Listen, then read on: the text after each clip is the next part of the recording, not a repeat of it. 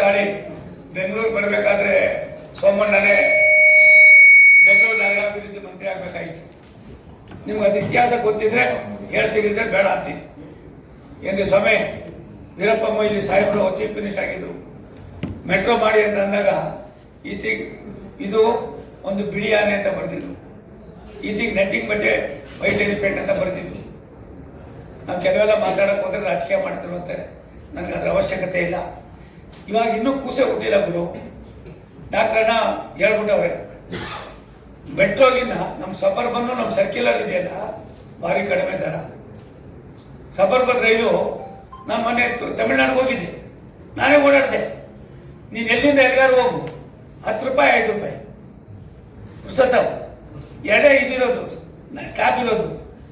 ಇಲ್ಲೇನಾದ್ರೂ ನಾವು ಇವಾಗ ಇದು ಮಾಡಿದ್ರೆ ಇವತ್ತೇನು 50 ರೂಪಾಯಿ ಇದೆ 500 ರೂಪಾಯಿ ಮಾಡಿದ್ರೆ ಯಾರು ಬರ್ತಾರೆ? ಅದ್ರ ಬಗ್ಗೆನೂ ಚಿಂತನೆ ಮಾಡ್ತಾ ಇದ್ದೀವಿ.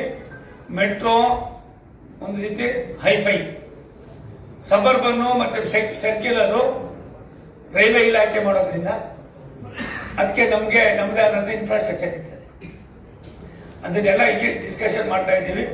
ಒಂದಂತೂ ಸತ್ಯ, ಡಾಕ್ಟರ್ ಪರಮೇಶ್ವರ್ ಅವ್ರು ಕೊಟ್ಟಿರೋ ಒಂದು ಅವರ ಇದೇನಿದೆ ಕಾನ್ಸೆಪ್ಟು ನಾನು ಅಕ್ಸೆಪ್ಟ್ ಮಾಡ್ತೀನಿ. ಅದಕ್ಕೇನೇನು ಬೇಕಲ್ಲ ಮಾಡೋದು. ಸರ್, ಈಗ ದಾವಣಗೆರೆ ಲೈನು 2 ವರ್ಷದಲ್ಲಿ ಆಗುತ್ತೆ ಸರ್, ಈಗ ಇನ್ನೂ ಕೆಲಸ ಸ್ಟಾರ್ಟ್ ಆಗಿಲ್ಲ. ಅಣ್ಣ ನಾನು ಹೇಳ್ತಾ ಇರೋದು 27 ಮರಿಯಪ್ಪಡ ಆಗದೆ ಹೋಗಿದ್ರೆ ಇನ್ನೂ 2 ವರ್ಷ ಅಲ್ಲ, 2 ವರ್ಷ ಇದೆ, 2.5 ವರ್ಷ ಇದೆ. ಅದು ಯಾಕೆ ಆಗೋದಿಲ್ಲ ನೋಡೋಣ, ಬಾರೋಣ ನೋಡೋಣ.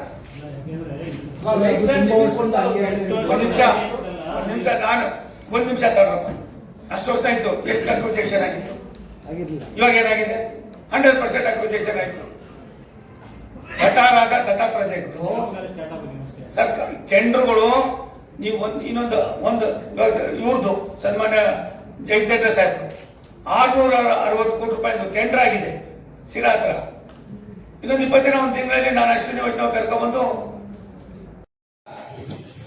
ಕೆರೆ ಹೃದಯ ಭಾಗದಲ್ಲಿ ಅಲ್ಲಿಯ ಹಿಂದಿನ ಶಾಸಕರಾದ ನಾಗೇಶ್ ಅವರು ಹೆಚ್ಚಿನ ಆದ್ಯತೆ ಕಾಣಿಸ್ತದೆ.